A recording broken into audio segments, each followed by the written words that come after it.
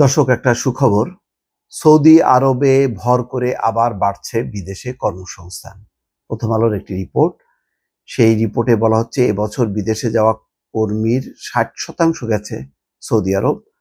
গত 2 মাসে বিদেশে কর্মসংস্থানের 80%-এর বেশি সৌদিতে।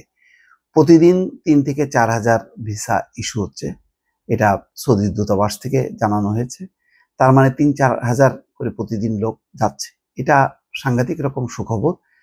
কিন্তু একটাই বিষয়, যে সৌদি আরবের নিয়ম কানুন, সৌদি আরবের যদি মজুরি, সেগুলো যদি ঠিক মতন না হয়, তাহলে বিপুল সংখ্যক মানুষ যাবে সত্য, কর্মসংস্থান হবে, কিন্তু সেই মাত্রায় রেমিটেন্স আসবে না, এবং যেই টাকা পয়সা খরচ করে যাবে সেই টাকা পয়সা কিন্তু ফেরত আসবে না। যাকে একটা সুযোগ হচ্ছে, সেটা হলো 2034 সালের ফুটবল বিশ্বকাপের আয়োজক হয়েছে সৌদি আরব।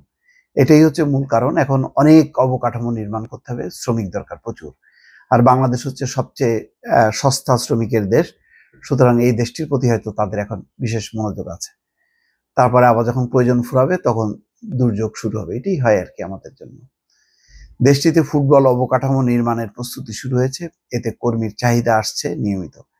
এবছর বিদেশে যাওয়া কর্মীর 60% গেছে দেশটিতে। গত 2 মাসে বিদেশে কর্মসংস্থানের 80%-এর বেশি হয়েছে সৌদিতে। সৌদি আরবে যেতে হলে একজন নিয়োগকর্তা বা কফিলের মাধ্যমে যেতে হয়। কোনো নির্দিষ্ট নিয়োগকর্তা ছাড়া দেশটিতে কর্মী যেতে পারবেন না, গিয়েও ওই নিয়োগকর্তার অধীন কাজ করতে হয়। এর ব্যতিক্রম হলে কর্মী অবৈধ হিসেবে গণ্য হয়। কোনো কারণে চাকরি পরিবর্তন করতে চাইলে নিয়োগকর্তার অনুমতি নিয়ে সৌদি কর্তৃপক্ষের অনুমোদন নিতে হয়। বেসরকারি খাতে কর্মী পাঠানো রিক্রুটিং এজেন্সির মালিক সংগঠন বাইরার মহাসচিব আলী হায়দার চৌধুরী জানান, শ্রমবাজার সংকুচিত হয়ে আসছে, মূলত সৌদি আরবেই কর্মী যাচ্ছেন এখন।